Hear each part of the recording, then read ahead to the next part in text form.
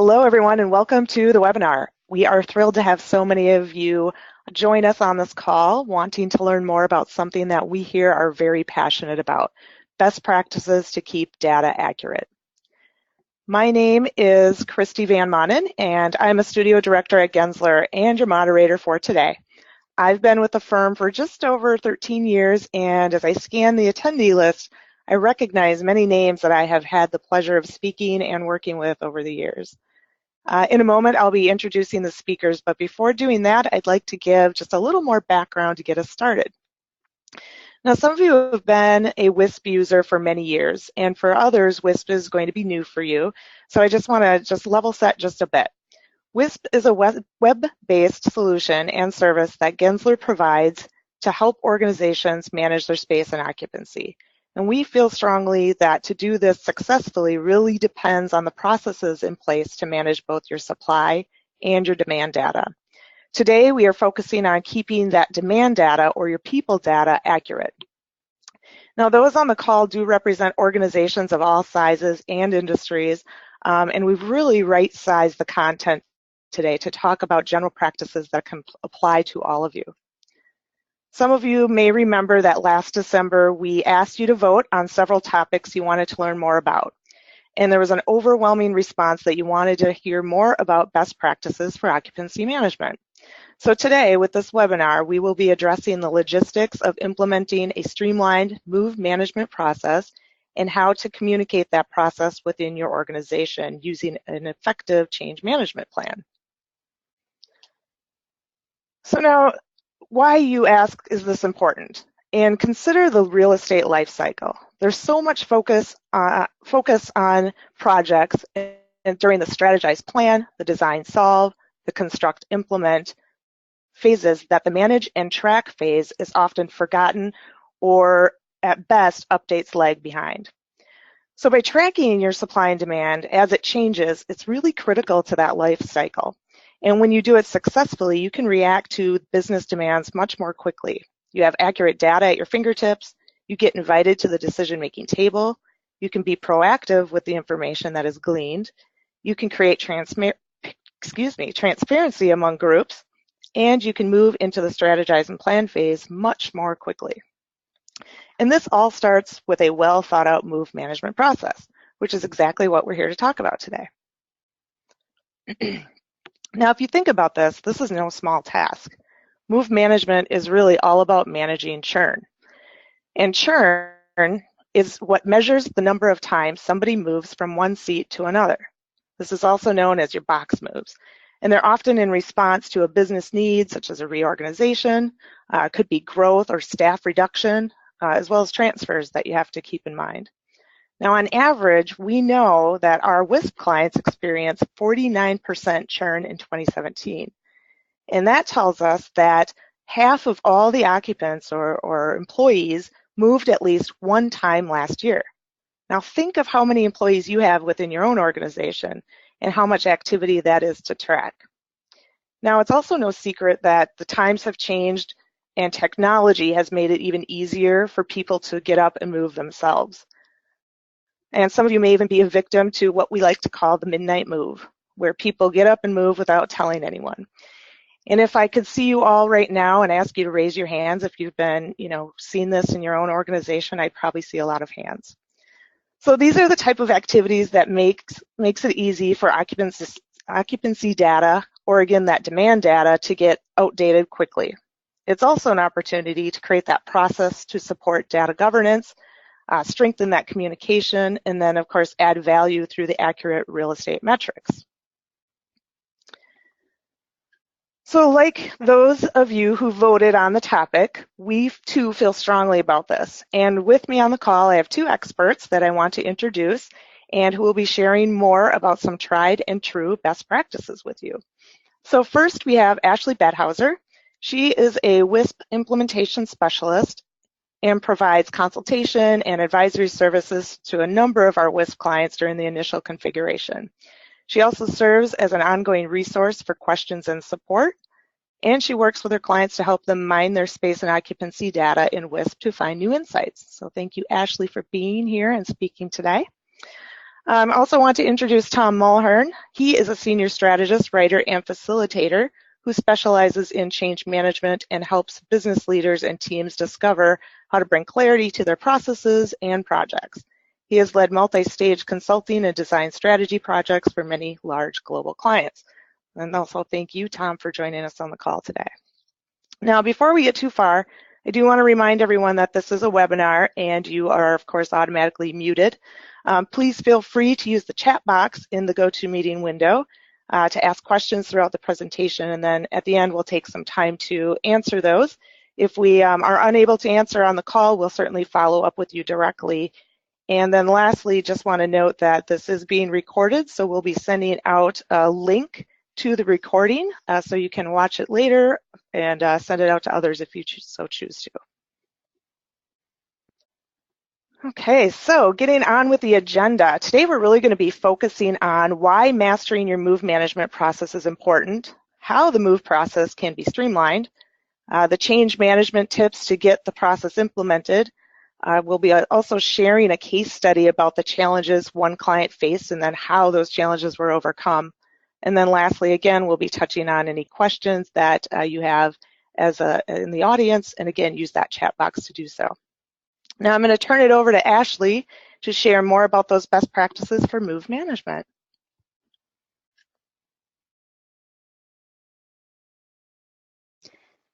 All right, thanks, Christy. So as Christy had mentioned, over the years, I've implemented numerous clients that are a variety of industries and sizes. So with my experience, I've been able to see firsthand the struggles that a lot of clients have with keeping their data up to date and accurate, no matter what method that they're using. A lot of these struggles come from a variety of challenges that clients are encountering. The clients are finding themselves asking questions like what's on the screen here. So how can I avoid dual data entry? How do we align communication across departments? How do we streamline our process in all offices or in all departments? And how can I keep up as the portfolio continues to grow? So how do we overcome these challenges? We have a process that we've refined over the years that incorporate our best practices to help reduce or eliminate these challenges for clients. We've identified 4 steps for improving the move process: understand, define, streamline, and automate. When a client comes to us with their challenges, the first thing we need to do is get a good understanding of how their process works today, or maybe how it doesn't work today. We want to know what's working well and where the pain points are so that we can incorporate best practices to streamline and improve it. What we don't want to do is try to fix something that isn't broken, so having those initial discussions on what's working well and what isn't working well is really critical. And then we map out who the key people are that are involved, how they're involved, and what information is being transferred. If this sounds like an overwhelming task, don't worry. We'll work with you closely to help map out this process. Once the current process is mapped out, the next step is to define the process, which includes talking through best practices and key roles. When defining the key roles, there are typically 2 or 3 key roles in it. There's the requester, the approver, and the completer. So the first role is the requester. And these are the people that are closest to the need. They're the on-the-ground people that know when someone's moving. They're typically within the line of business, so a department coordinator, a department admin, a supervisor, or someone of that sort. And these people are typically already doing a similar task, so it may be easier to tap into them as a resource. The next role is the approver, and this is an optional role. It really depends on if within your organization you have an additional person reviewing the request prior to it moving forward. Some clients opt to have this role, and some clients end up actually opting out of this role. These approvers also have the ability to deny a request if for some reason it can't move forward. So for example, if a request comes to them and maybe that person doesn't qualify for that space, they're able to deny that request. The approver is typically a supervisor, an office manager, or a facilities manager. The last key role is the completer, and these are the final eyes prior to it being updated in the system. They, just like the approver, have the ability to deny the request as well. So maybe they go walk the space and they see that that space actually isn't available. They have the ability to deny the request. And typically, this person also oversees all the governance of the process and really helps enforce people are doing it correctly. Every company has a little bit different title for the completer. It could be a facilities team, office manager, corporate real estate, or workplace services. And you could have one person per building or one person per several buildings that are doing the completer role. When talking through the key roles, one thing that we do want to bring up is some concern that some have, and this concern comes from the fear of opening up the system for others to be able to use it. Some believe that by opening up the system, it messes up the information. But on the contrary, though, by opening up the system to others, it actually keeps the data more accurate.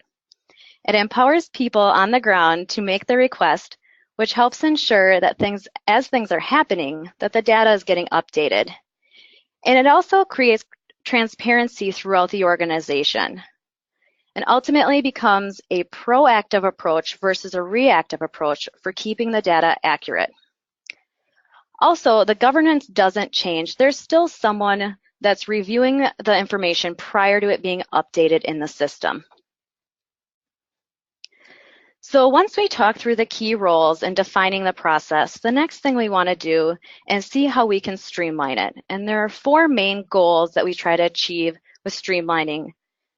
The first one is reducing and eliminating the redundancy, removing the need for duplicate entries, create process and communication consistencies, and automate it if possible. When talking through automation, we talk through if there's anything that people are doing manually today that could be automated. What we don't want to do, though, is change the process to fit the tools and automation, but instead have the tools and automation fit the process. Some examples of items that we've automated with existing Wisp clients are data exchanges, so a daily HR feed into our system, which keeps the occupant data up to date and accurate on a daily basis, or even feeds out of our system into other systems. Email notifications that are triggered to keep all communications streamlined, incorporating the Wisp move sheet, and launching the space request utility as an easy tool for the requesters to use to submit a request. So now that we've talked through the 4 steps, let's put it into perspective on how the move process could work. So let's say that John Brown is moving to a different workstation. The department coordinator, Barbara Smith, knows that he's moving, therefore she wants to send a request over to Frank in facilities. So in looking at these key roles, Barbara Smith would be the requester. She's the on-the-ground person knowing that John's moving. And facilities Frank would be the completer. He's receiving the request and ultimately updating the system to reflect those changes. Some of you may know what the space request utility is, but for those of you who don't, clients came to us having concern about they wanted an easy way for requesters to be able to simply make a request for someone to move. So based on that feedback, we developed a tool called the Space Request Utility. It was created as an add-on to the Wisp platform and is designed to be a simple 3-step mechanism to submit a request. So now I'm going to show you a brief demo of how easy it could be for a requester to go in and submit a request. So let's say that I am Barbara Smith and I need to submit a request for John for him moving.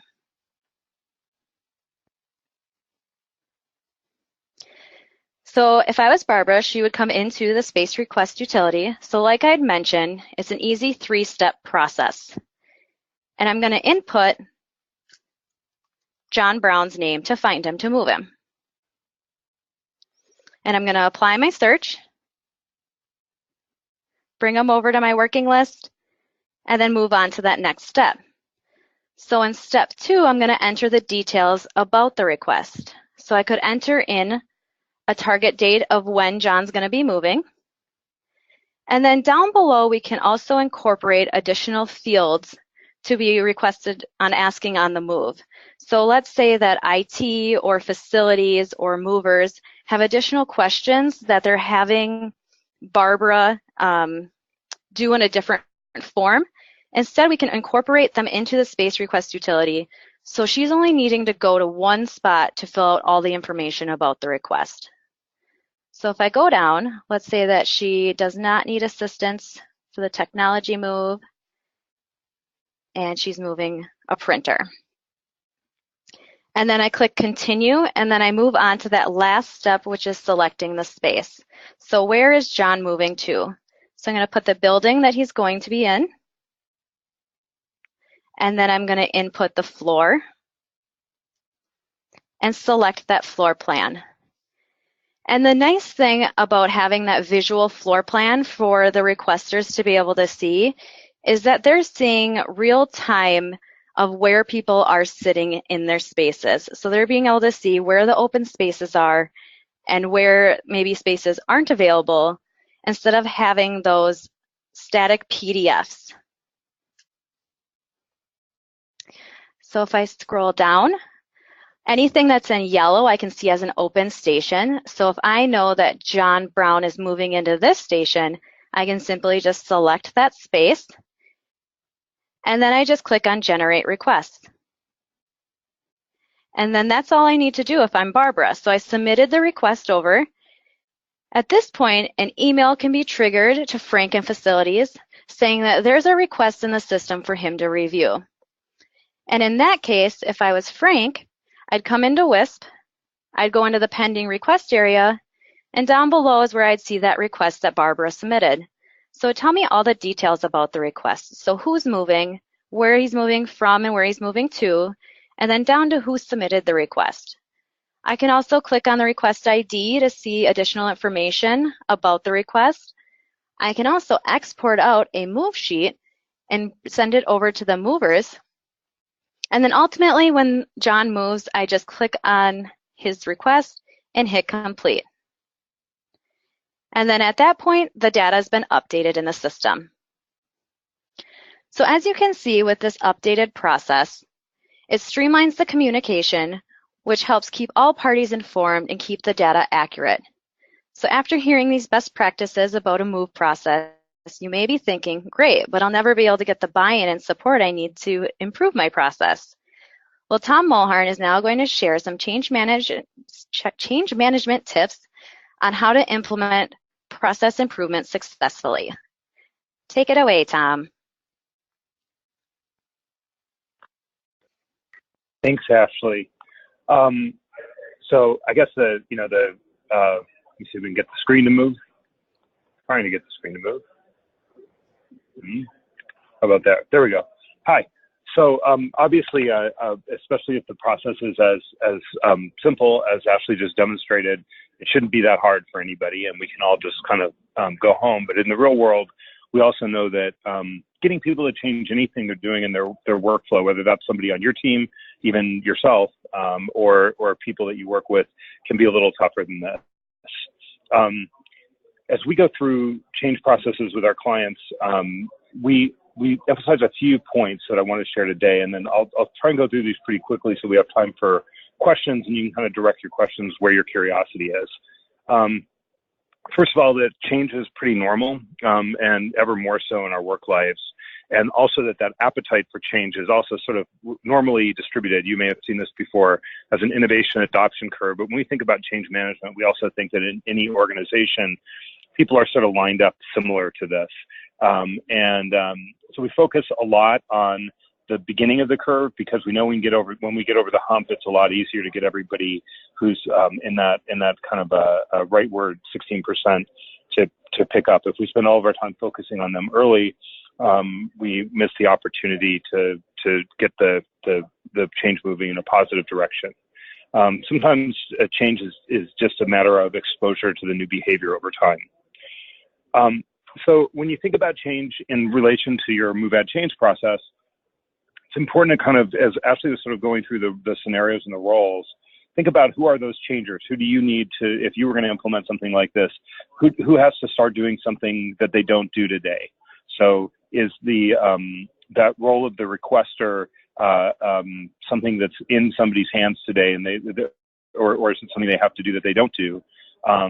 Are there people in the process, maybe you have people on your team who are going around and doing this for your users, who are going to have to stop doing something that they are used to doing, and they'll have a little confusion about whether they should keep on doing it, whether it's really still their job or it's been passed off. And then also think hard about if there are other people, depending on your organization, there might be significant other workflows affected, HR workflows or IT workflows, for instance. Also think about everybody likes to have support from business leadership. Think about your business leaders in terms of the changes and the communication you want from them in terms of something they may have to change. They're going to have to understand that they need to talk about something that maybe they don't normally talk about. And really just start from that audience point of view. What's the hardest thing we're asking from people from their point of view? So often in communication situations, people come in and do sort of the messaging first, and only then ask themselves what they're really asking of the people.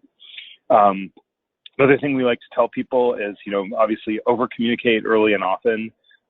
Engage early with people. If you think you're going to need their support, try and engage with them before you've fully made your decision that you're going to make the change, so you can understand their situation ahead of time. Do some tests, pilots, dry runs, and be sure to not stop communicating once the change has begun, and especially to communicate about success stories. We like to think about, instead of thinking about selling any kind of change as a sales job or a marketing job, think about it as a framing exercise. You need to be able to let people know, inform them, just the facts. What is the process change? You don't need to sell them on it. You just need to explain it. Sometimes we get caught up in why it's such a good idea that we forget to kind of gloss over what actually needs to change. Sometimes, and this is maybe more, some of this is derived from work we do with helping people adopt to open offices or free address workplaces. So it may or may not be a dramatic enough change in the case of this move to add changes to warrant this, but sometimes people have to actually learn a new skill.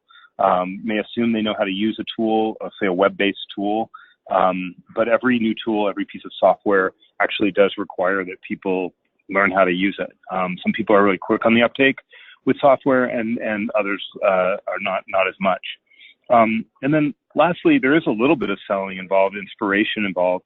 Linking this to organizational changes, maybe a change in values or a focus on streamlining processes within your organization, for instance. So something that kind of ladders it up to something more important that's happening at an organizational level so people can understand the importance of it. And then don't forget to inquire, not just inspire. I think we all spend a little bit too much time in a communication situation talking and not nearly enough listening. The last point that I would make is that as you roll something out, try and think appreciatively and recognize and reward the successes instead of imposing penalties or nagging for non-compliance.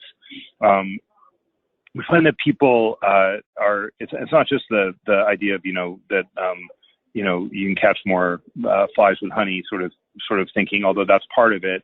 It's also that people are able to hear positive reinforcement. After a while, people shut down negative reinforcement, and the eye rolls begin, and the behavior doesn't change. So one thing your leaders can do for you in a situation where you're trying to make a big process change is simply to spotlight and appreciate the people who make the change. Just visibility inside of an organization can be a reward. And as you go forward, try, again, stay positive, but also hold the line. So, people are trying to circumvent a new process. It's important to just keep on patiently showing them how the process works, and recognize that it's just going to take them a little longer than maybe average.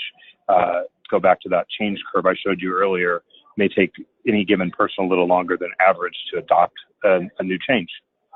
So, fundamentally, we're talking about communication, and this is my guiding light when it comes to any kind of change management, is to recognize that just because we think we've communicated, we may not have. So I'm going to pass it back to Ashley, who will tell you a little story that puts both of our parts together, and then we'll open up to questions. So Ashley, all yours. All right, thanks, Tom. So the nice thing about incorporating these improvements for move process and change management is that it doesn't matter if you're 30,000 square feet or 30 million square feet. Incorporating the best practices can pertain to your company. One of our Wisp clients, ADP, came to us regarding struggling being able to keep names to seats updated. With roughly 160 buildings, over 7.5 million square feet, and over 40,000 occupants, people were constantly moving, but Wisp wasn't being able to stay updated to reflect those changes. And if you can recall earlier, the average churn rate was 49%, and ADP's average churn rate last year was 62%, so that's a lot of people moving. So once they came to us with their concerns, the first thing that we wanted to talk about was the challenges that they were having. And these challenges included people were filling out manual forms for a move, in which then was sent to the site coordinators, who then had to go back and update the system to reflect these changes. And then people would also be those midnight movers where they would just get up and move. Therefore, walk audits were being needed frequently to reflect what these changes were. And the process was different depending on the building, and there was dual entry and redundancy when someone was moving. So we quickly learned that this approach that was in place today was a very reactive approach. So once we talked through the challenges, we identified who the key roles were for a move. So at that time, the admins were sending manual forms over to the site coordinators about a move. So in this case, the admin would be the requester, and the site coordinator would be the completer, because they're the one that was receiving the information and then ultimately updating the floor plans to reflect that. They did end up opting out of an approver role because that additional review process wasn't needed for them. Once we identified the key roles, we then identified other forms and communications that were part of the process. So once the new process was mapped out, it looked like they were going to be having the admins use the space request utility to make the request, and then the site coordinator would review the request in Wisp, input a schedule date, and then export out a move sheet for movers, which used to be a manual process in the past. And then once the move was complete, the site coordinator would complete the request in the system. So with this updated process, it's helped ensure that the people that are on the ground have the ability to submit the request.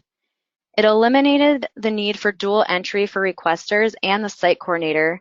With the prior process, site coordinators were needing to input thousands of requests into the system, which was really redundant when the admin was filling out a similar form in a different way. It also created consistency with all locations and departments by using the same process. It streamlined the communications with email notifications going out at different points of the process as well. And they used that automated move sheet instead of that manual move sheet. And most importantly, it became a proactive approach to keep the data accurate. Because of how many locations they had, they decided to opt to do a pilot in part of their headquarters first with certain departments, and then it's been a phased approach since then, rolling out to additional locations. There are also standing calls with people that are using the new process to stay in close communication with how things are going.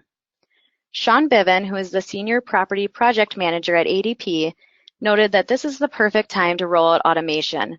With more and more millennials entering the workforce, they're tech savvy, and if there's a chance to remove any type of paper form and automate it, they're all for it. Also, after rolling out the new process, there's been a large decline in questions regarding the moves.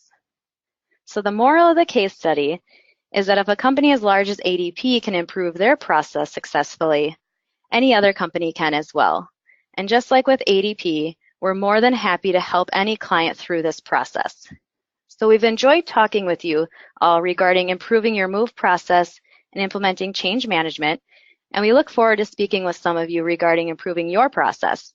Now I'm going to hand it back over to Christy. Great. Thank you, Tom and Ashley, for those excellent tips. Hopefully everyone on the call was able to gain some valuable knowledge that you can bring back to your own organizations. And for those of you who are interested in exploring this topic with us more, feel free to reach out to your Wisp advisor. If you don't have a Wisp advisor, you can contact me directly for a more in-depth conversation or even a demonstration of Wisp if needed. And then you can, of course, reach out to Tom Mulhern if you're interested in learning more about change management and what you can do in your own organizations. So before we get to the questions, I also want to remind everyone that we will be doing 3 more webinars throughout the year. And these include, visualizing utilization and activity using your Wisp floor plans, Inform to transform your workplace, and planning a corporate move. So please keep your eyes open out for future invites in your email. Now let's see what kind of questions that we got here. If you haven't submitted any yet, feel free to use that chat box in the webinar GoToMeeting window there. Okay, so here's one. We have multiple sites. How do I ensure that people in each site are sticking to the process? And I'll open that up to either Ashley or Tom, whoever wants to take that.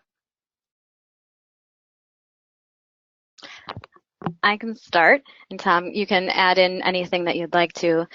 Making sure that all offices are doing the same process is about that governance. So for example, those key roles. So if you have those completers, they're the ones that are instilling the governance and ensuring that all parties are doing the process correctly. And if you have a lot of locations, just like with ADP, you could do that phased out approach where you have start with some sites and then gradually bring in more sites. And what some clients do, as you're bringing in more sites, you're having that follow-up communication with them all, making sure that the process is working correctly and ensuring that everything's going smoothly. Great. Okay. Tom, anything you wanted to add on that one?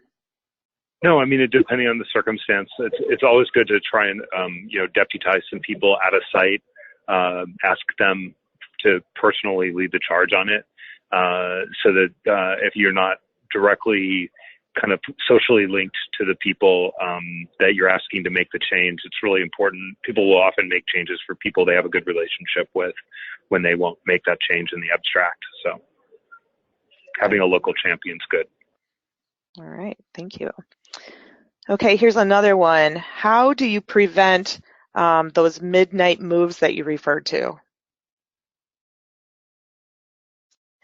So this can be tricky. We have seen where some clients actually work with IT, where they deactivate the data ports when someone moves so that the open stations aren't able to be used until IT and facilities are notified. So it's that partnership with IT to help just make sure people aren't moving. In other cases, it's really instilling that governance. So making sure that those completer roles and those requester roles are helping let people know why it's important that you don't just get up and move. Tom, do you have anything to add to that? Yeah, just in the realism department, people will do what they're going to do.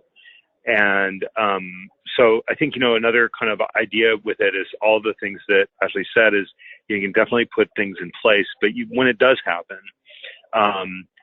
a couple of things. One is to, when it does happen, instead of like kind of getting bent out of shape, just go, okay, hey, let's find the people, the requester that should have requested it, and see if you can sit down with them or walk them through essentially formalizing the thing that already happened and using the tool to make that move a reality in the digital record.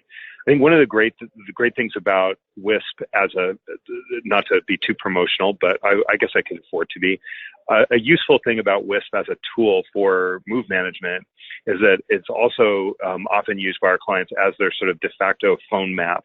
So it's how do I find Ashley, and where she sits presently is sort of one of the uses of it.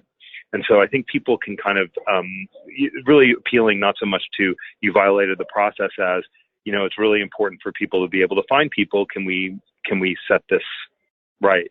Once that requester's been through the sort of hassle essentially of having to retroactively move somebody, maybe they have a little bit more incentive to do it proactively the next time when it would actually do them some good.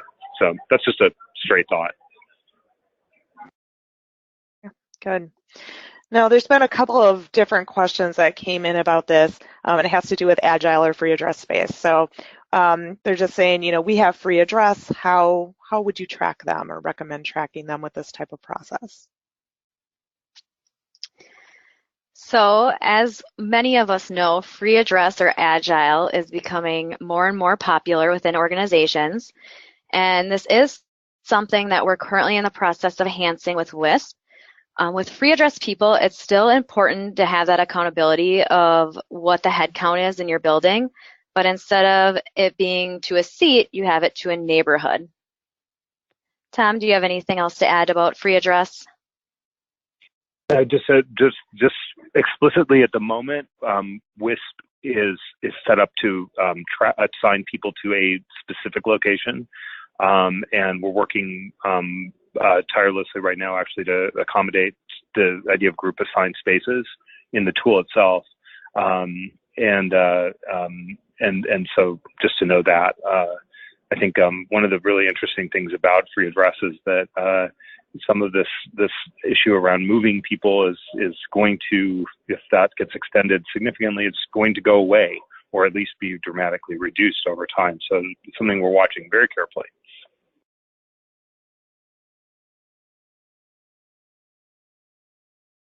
All right, couple more here.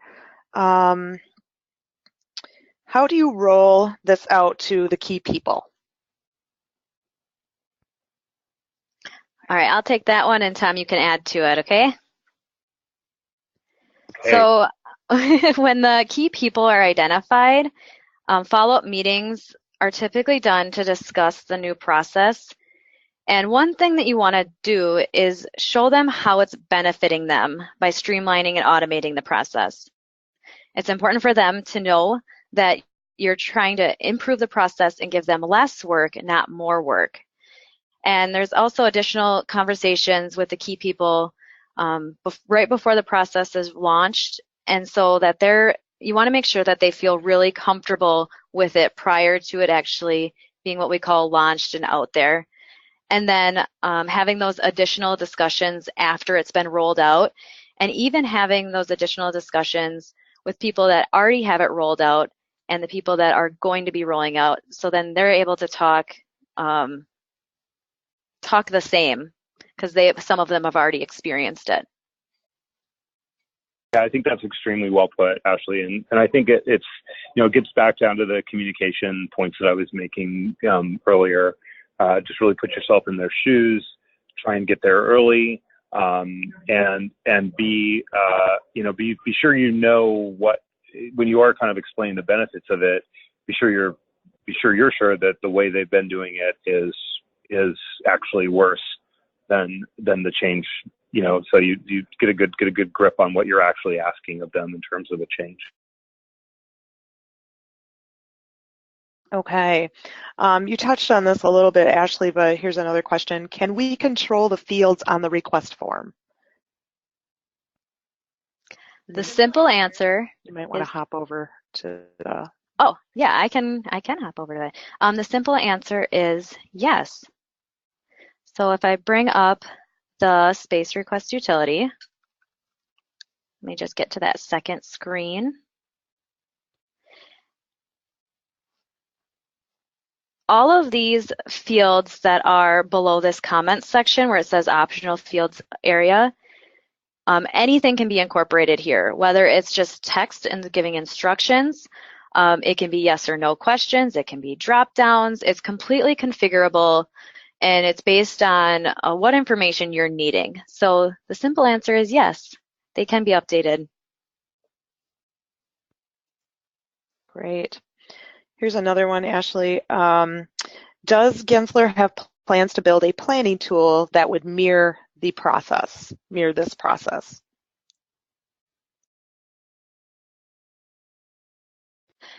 Yes, there is actually a few tools in Wisp today for planning. We have stack plans, and we also have scenarios, and scenarios gets down to the people in the seats. So if you have a large restack or move going on, you can block off the different sections in the departments.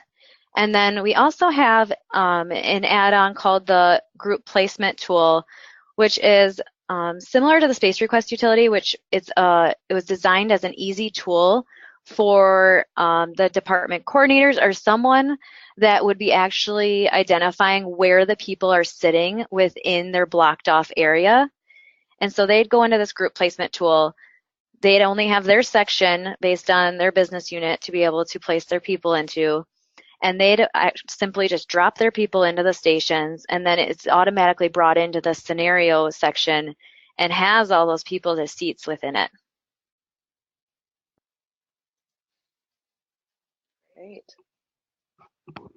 Great, thanks, Ashley. I think we have one more question here. How do you know the process is working correctly? So like I mentioned, it's important to have those follow-up discussions on how the process is working. So whether it's a weekly call, monthly call, whatever, and you want to make sure that it's working correctly. And what you can do is the hope that with the new process that you have a decrease in your walk audits, because as it's being a proactive approach, then the people are being updated as it's happening, and you're not needing to do those walk audits for those midnight movers or people that aren't updated in the system, and the data staying up to date. And you can also even look at some data analysis in Wisp to ensure that this process is working, because you're able to see if requests are coming in via the requesters versus one specific person reactively going and updating the system as well. And then Tom, you can add anything you'd like to add as well. No additions to that. Sounds good. Okay, here's another one, and you touched on this a little bit, Ashley, already, but isn't opening up the requester role to anyone in the organization risky? That was one of the concerns that does come up about opening up the process to more and more people. And like we'd mentioned, it really promotes that transparency, and there's still that governance in the process. They're not messing up the information. And when there's concerns about them being able to view floor plans, typically they'd be able to get up and walk around and see where those people are sitting anyways. So the benefits of being able to roll this out to the lines of business is a lot higher than the bad cost of it, I guess. Yeah, I mean, I like to think about it. This is like Wikipedia or Yelp, or there are always sort of opportunities. There's very little reason in a corporate setting, organizational setting, for people to do bad behavior. So Yelp isn't even a great example. But I think people have a lot of skepticism about relatively open permission data systems. But they're the systems all around us. Those open permission data systems are the ones that have become the most accurate data systems around. Long